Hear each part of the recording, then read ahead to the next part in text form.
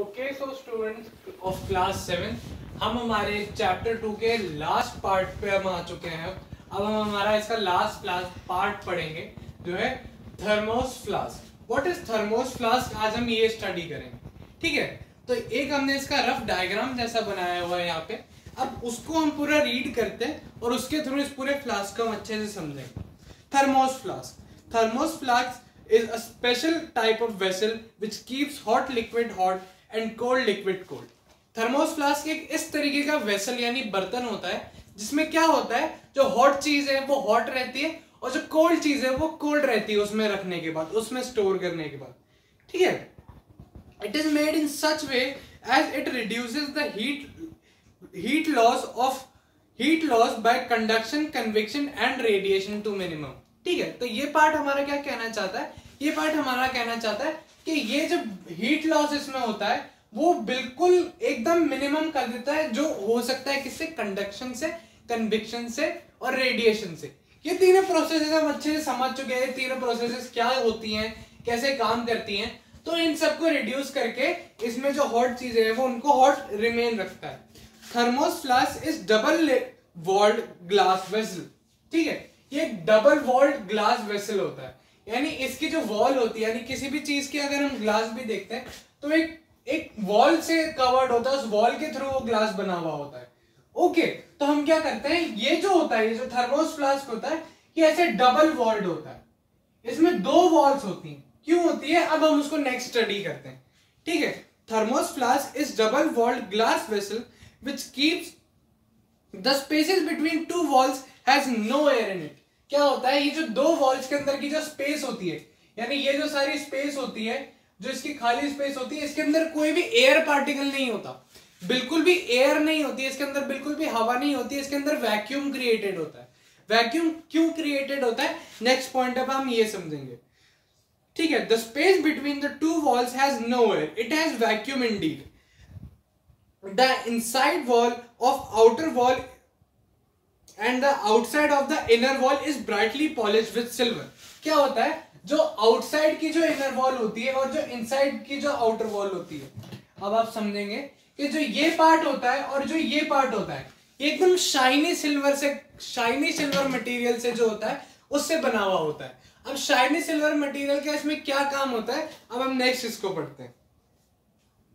The whole system is in okay, the inside wall and the outer wall of inside layer is made up of brightly polished with silver। okay, the whole system is enclosed in a metal case। अब जो पूरा इसका system बना हुआ होता है वो एक मेटल केस के अंदर कवर्ड होता है, यानी पूरा एक मेटल का केस बना हुआ होता है, उसके अंदर ही पूरा सिस्टम लगा होता है।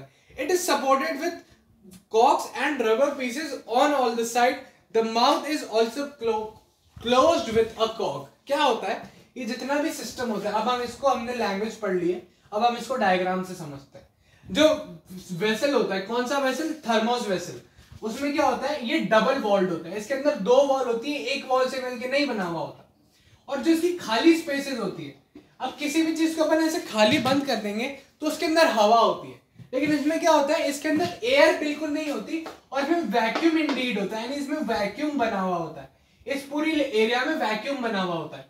और इसकी जो आउटर साइड की इनर लेयर होती है, इसके अंदर भी सिल्वर की कोटिंग होती है, और जो इनर साइड की आउटर लेयर होती है इसमें भी सिल्वर की कोटिंग होती है, यानी सिल्वर पॉलिश, यानी एकदम ही सिल्वर पॉलिश्ड होता है।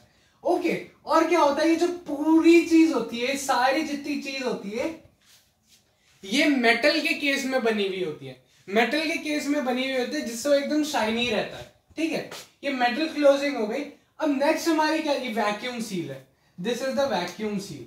ओके, ये वैक्यूम सील बनी हुई है और ये शाइनिंग सरफेस है, अंदर का बाहर की तरफ और बाहर वाला अंदर की तरफ। और जो ये पूरा सिस्टम होता है ये जगह जगह से सील, प्लास्टिक और रबर से कवर्ड होता है। क्यों होता है, अब हम वो समझते हैं, ताकि कहीं से भी कन्वेक्शन, कंडक्शन या रेडिएशन ना हो सके।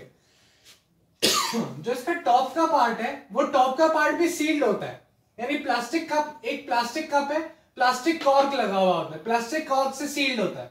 ये जो है ये वैक्यूम सील, इसके अंदर भी एक वैक्यूम सील है और यहां भी कॉर्क लगा हुआ है, तो ये चारों तरफ से प्लास्टिक, रबर और कॉर्क की सील से ये कवर्ड होता है। ठीक है।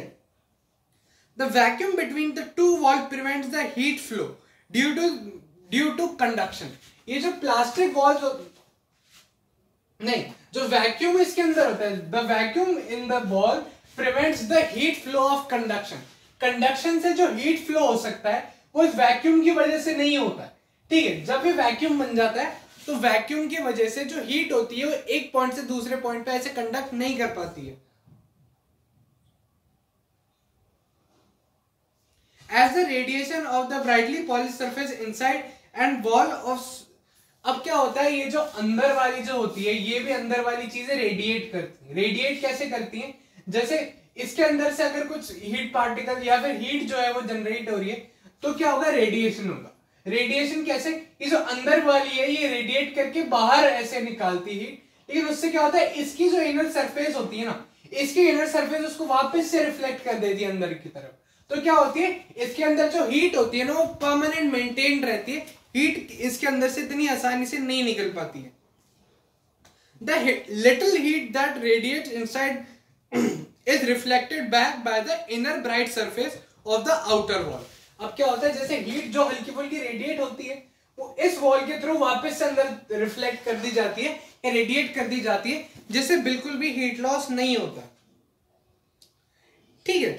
So the hot liquid remains hot for the long period in the flask। अब क्या होता है, जो हॉट लिक्विड इसके अंदर भरा हुआ होता है वो और ज्यादा लंबे समय तक जो होता है वो हॉट रिमेन रहता है, यानी उसके अंदर से हीट लॉस बिल्कुल कम हो गया है। जब हीट एक तरफ से दूसरी तरफ ऐसे ट्रांसफर रेडिएशन से हो रही है तो ये क्या होता है, इससे वापस से शाइन करके, यानी इससे वापस से रिफ्लेक्ट होकर अंदर ही वापस से सील हो जाती है।